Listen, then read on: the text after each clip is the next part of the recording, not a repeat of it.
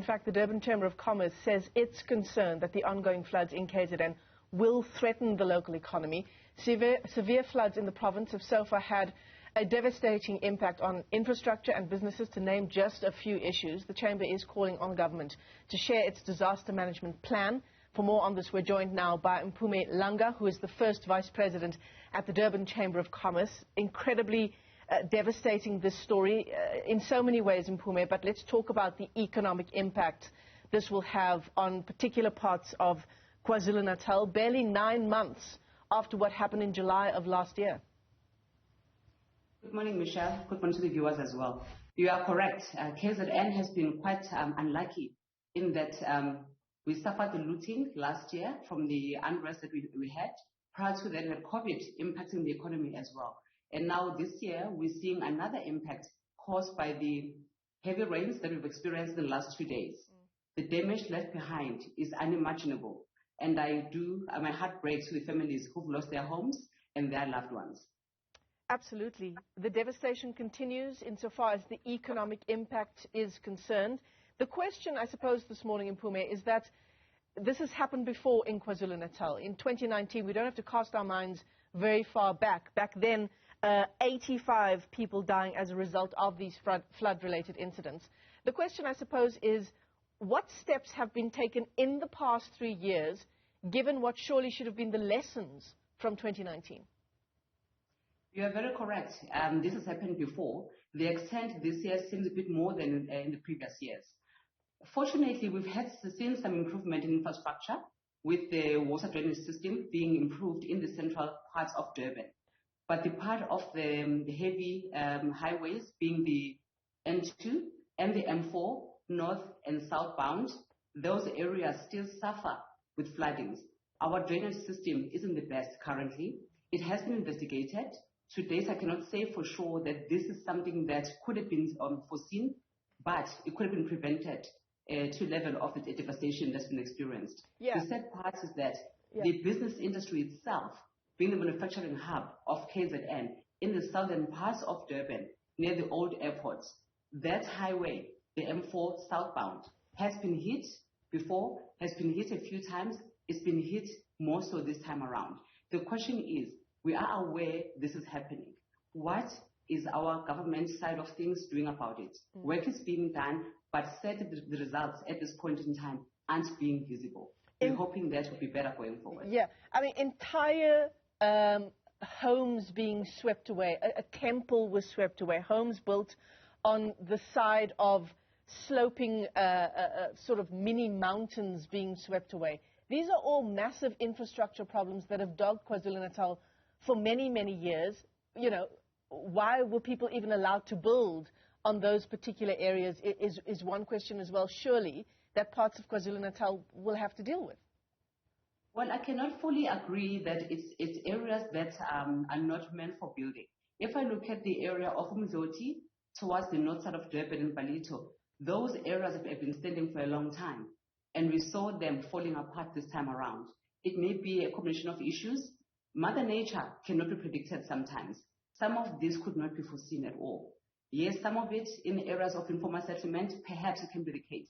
The highways that have suffered sinkholes couldn't have been predicted either. So it's hard to say who to blame for at this point in time. I would rather suggest that we look at focusing on recovery actions and strategy on how we can better get back into business, get our feet back on the ground, and resume our lives and support those who've been impacted. Casting blame at this time won't help us, but going forward, it's important to understand what caused it, what could be done to prevent this in future. Our call as business is clear, is that we need our government or public sector to really give us additional resources from other provinces if possible, to come and rescue those who are in need, to come and help us fix the roads, the clinics that are broken, the cemeteries that have been uprooted, the soundholes on the main arteries where we need an inlet to the harbour to transport goods out of the country, to still be able to make the money and grow the economy as a province as well. So for us, we're calling for assistance in getting back on our feet as a province at this point in time. Yeah. Well, from your disagreement with me, I will now disagree with you, Mpume. It is about finding out where we went wrong.